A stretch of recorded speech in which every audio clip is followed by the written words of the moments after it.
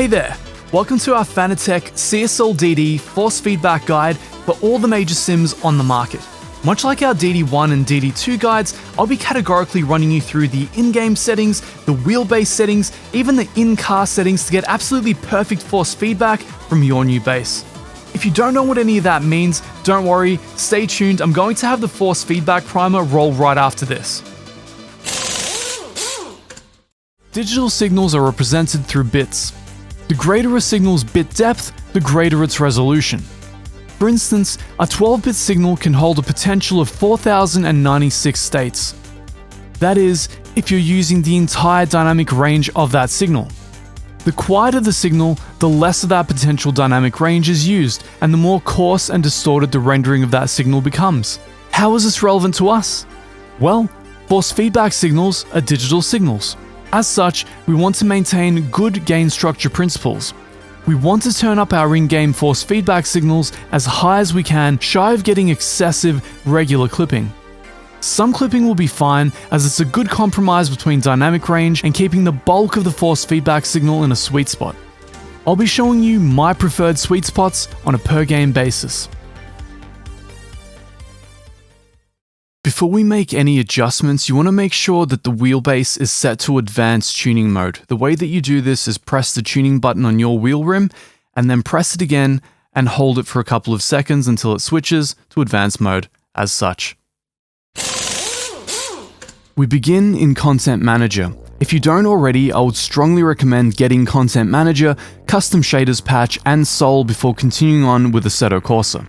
We're of course here in the Settings, Assetto Corsa, Controls, Force Feedback nested menus. Quite a few nested menus in CM, but this is the one that we need. The most important setting here is the overall gain.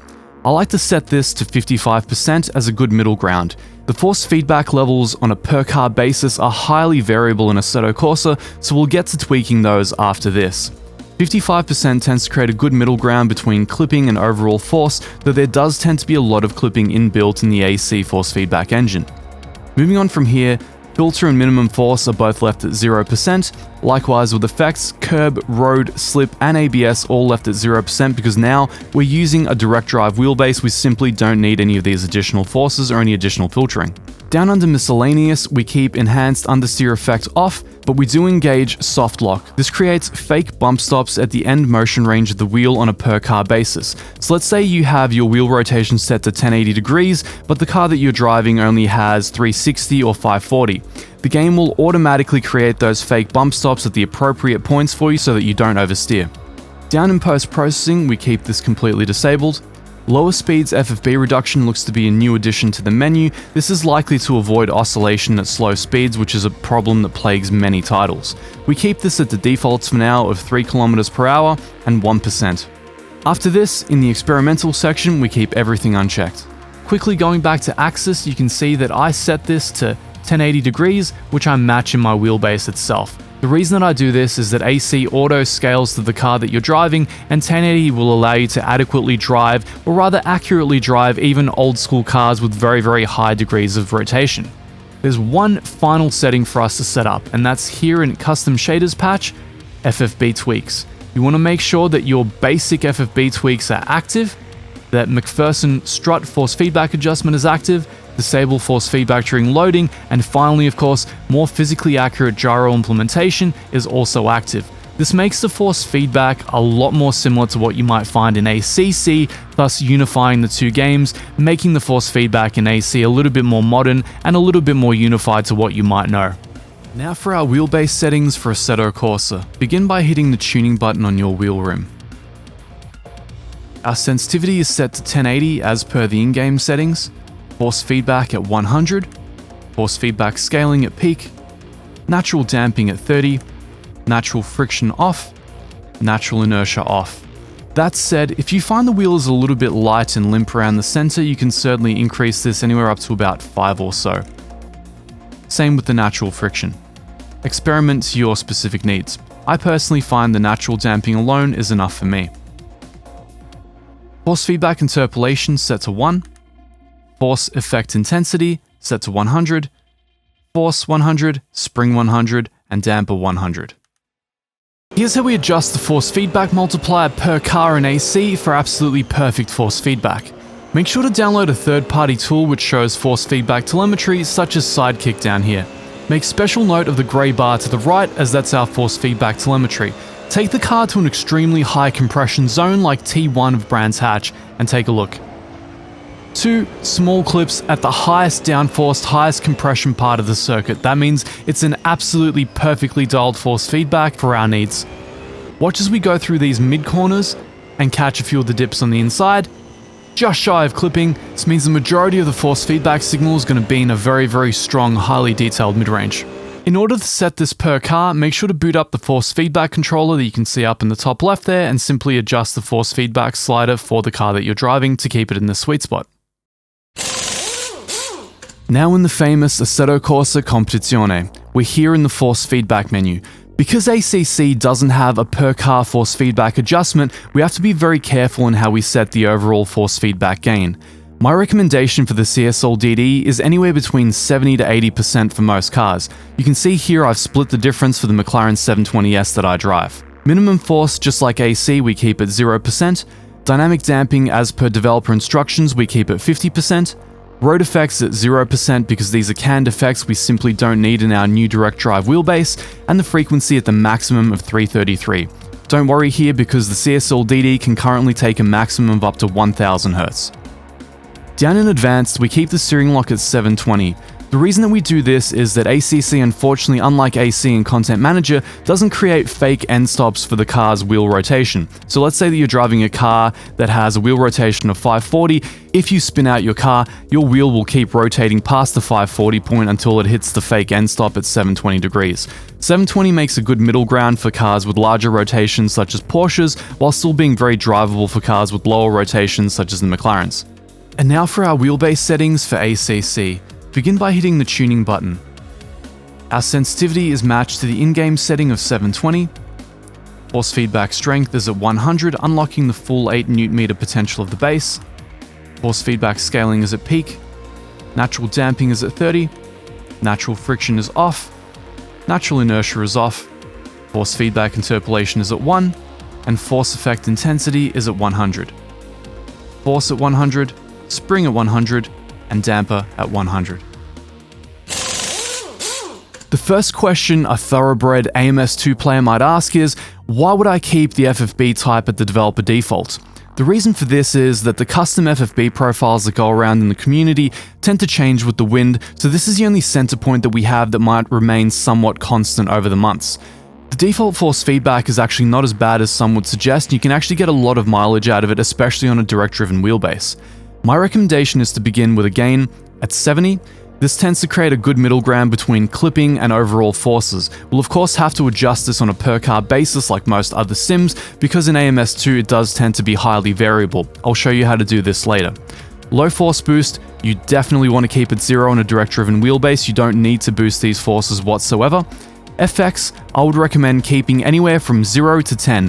FX injects other forces such as scrub rumbling, engine vibrations, and other immersive effects into the force feedback which you don't necessarily need in order to drive. I would recommend anywhere from 0 to 10 to your personal needs. No more than that though. Damping, I've personally not found to work particularly well. I tend to use the filtering and damping forces on the wheelbase, which I think are fantastic. Menu spring strength we keep at 5. This is completely inconsequential, it's simply the centering force when you're in menus. Now for our wheelbase settings for AMS2. Begin by hitting the tuning button. Sensitivity is set to auto because the game will automatically adjust the steering lock to the car that you're driving. Force feedback at 100. Force feedback scaling at peak. Natural damper at 30. Natural friction off. Natural inertia off. Force feedback interpolation at 1. Force effect intensity at 100. Force at 100. Spring at 100. Damper at 100. Here's how we adjust per car force feedback in AMS2. It's in the vehicle setup under vehicle specific FFB. Make sure to take the car out onto the track and bring up the highest detailed telemetry the game allows. Make special note of the bar in the bottom left corner just above the word unnamed. This is our force feedback output telemetry. Take the car yet again to T1 of Brands Hatch and let's see how it behaves on a high compression corner. And the car bottoms out and it's just shy of clipping, which means we need to turn the force feedback signal strength up just a little bit more. As you can see here, a very, very strong mid-range signal during the mid-speed corners. Very good damping force and almost perfect force feedback. In this case, just needs to go up a little bit more. BeamNG. We begin by going to the options, the controls, force feedback, and then clicking the X-axis. If this binding doesn't exist, simply hit the plus icon and create it yourself. We set the filter to automatic. We set the steering lock type to 1:1, may not reach full lock. We then set the steering lock angle in degrees to 900 for one very simple reason. In an ideal world, we would set this extremely high, well in excess of 2000, so that we could 1:1 match even the larger vehicles such as buses and trucks. However, BeamNG doesn't seem to scale all that well, so if we're driving any cars with lower steering lock rotations, it actually won't interpolate correctly and our wheel will continue to spin well past the end stop should actually be hit. For a nice in between, I set it to 900. Inverted axis is unchecked. Linearity is set to 1. Dead zone rest and dead zone end are both set to 0. Down in force feedback configuration, we have the little known setting of force feedback enabling. I would recommend enabling the force feedback. I would also recommend inverting the force feedback. My strength I default to 250 and smoothing to 60. Bear in mind that BeamNG has hugely variable force feedback strength on a per car basis, so we are going to need to tailor this per car, which will come after this. Make sure to check reduce strength while parked, and side accel feedback I set to 5%. These are quote-unquote canned lateral forces which help you feel the limit of the car behavior way better mid-corner. Update rate limit I would suggest setting to 1000 Hz, which is the limit of the CSL DD at the present moment. Update type fast default and no response correction curves because again we're in a very linear direct drive wheelbase. Apply. And now for our wheelbase settings for BeamNG. Begin by hitting the tuning button. Our sensitivity is set to 900 to match the in-game menu setting. Force feedback at 100. Force feedback scaling at peak. Natural damping at 35. Natural friction at 3. Natural inertia at off. Force feedback interpolation at 1. Force effect intensity at 100. Force at 100. Spring at 100. And damper at 100. Here's how we set per car force feedback in BeamNG. Pull up the menu and then the UI selector app. Pull up the force feedback graph and place it somewhere on the screen where you can see it while driving. BeamNG has immensely variable force feedback levels per car, so we'll need to use this in order to actually get a baseline level for most of the cars. Use T1 of Brands Hatch as an example as per the other sims. The idea is we want to get a slight clip down in that bottom compression as we did right there. So this car's force feedback is either perfect or just close to perfect. Maybe it needs to be dialed back just a tiny little bit. As we can see, through the mid-speed corners, the force feedback levels are very high and healthy, but with no clipping. This means that we're very, very close to the sweet spot. Now, if we want to save this, we want to pull over, press Ctrl W to bring up the setup menu, go to the tuning submenu, and then set the setup specific force feedback multiplier to where we want it. And then make sure to go to save and load and save this preset for future use. iRacing. Before you begin, I would recommend running through the steering calibration wizard with the wheelbase set to auto rotation. This will result in a wheel range of 1080 in-game. After this, you go down to the force feedback section. If you have your wheelbase actually connected, enable force feedback should be checked. Make sure it is if it isn't. Beneath it, you want to check use linear mode and then check reduce force when parked. After this, go down to wheel force and set it to 8 Nm, unless of course you don't have the boost kit, in which case you'll set it down to 5. The strength at this point, believe it or not, doesn't actually matter all that much. What you want to do is set a nominal strength level anywhere from about 10 to 20, leave damping at 0% and minimum force at 0% for aforementioned reasons in the other guides. Now after this, you want to run a few laps on your chosen track and come back to this menu. When you come back to this menu, you'll notice the auto option here is clickable. You can click this option, which will allow the game to automatically set the strength depending on what telemetry it actually recorded during your lap.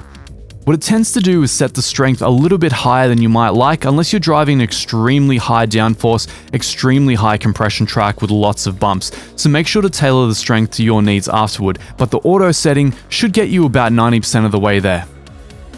Now for our wheelbase settings for iRacing. Begin by hitting the tuning button.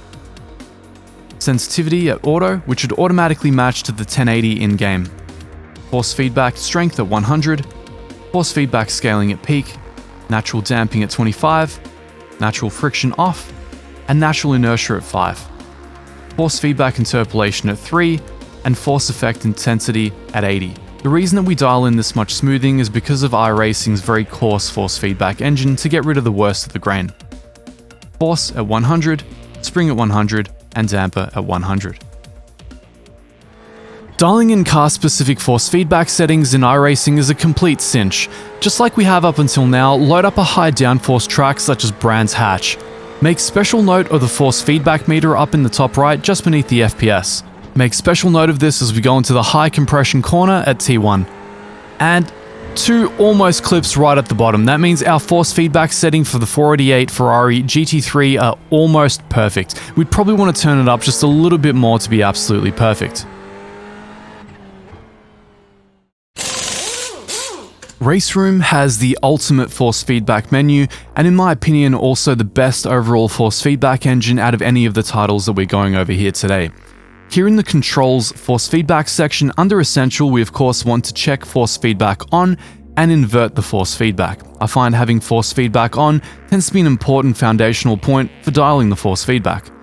I would strongly recommend the useful key bindings force feedback meter, force feedback multiplier plus and minus, because you're going to need this to adjust the force feedback on a per car basis, which is very important in RaceRoom and also very easy to do with the correct tools.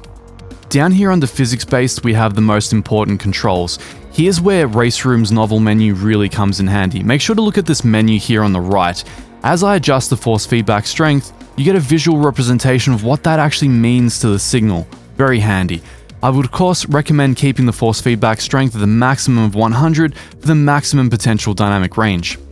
Down here in force feedback linearity, we have the only setting that we actually deviate from compared to my DD1 and DD2 force feedback tutorial. Whereas on those, I would keep it all the way at 100 and use the on-base linearity. For the sake of the CSL DD, we can actually fine-tune it here in software. I would recommend leaving this setting somewhere between 70 and 80%. If you look at the menu on the right there, you'll notice that what this does is bring up the lower mid-range forces in order to increase the sense of weight and feel in mid-corner situations. This of course allows you to feel the limit of the car behavior way better, stops the car from feeling quite so anemic mid-corner, and actually helps you drive more effectively. Down here in force feedback minimum force, we of course leave this at 0% like all the other sims preceding it. And down here in FFB maximum force, we have one of RaceRoom's most novel settings. You can quite literally use this to induce artificial clipping if you so wish. As you can see by the menu, this is what clipping looks like. As I drag the threshold down, you can see all the detail above that line gets completely discarded. Let's keep this at 100. Stationary friction is the dynamic damping effect that you get at lower speeds to emulate the sensation of trying to scrub the tires against the ground when a car is stationary. Anyone that's done this in real life knows that the wheel is quite heavy. For some reason with the internal driver of the CSL DD right now, this currently isn't working, but when it does work, I would recommend keeping the stationary friction at the defaults of 50%. Down here in the immersion section, we have the quote-unquote canned effects. I personally like to keep engine vibrations and bump amplification down at 0, but I do ever so enjoy the gear shift effects for maximum immersion. I would recommend keeping this anywhere between about 10 and 20%. And now for our RaceRoom wheelbase setting. Begin by hitting the tuning button. Sensitivity set to auto because the game should automatically adjust to the car that you're driving.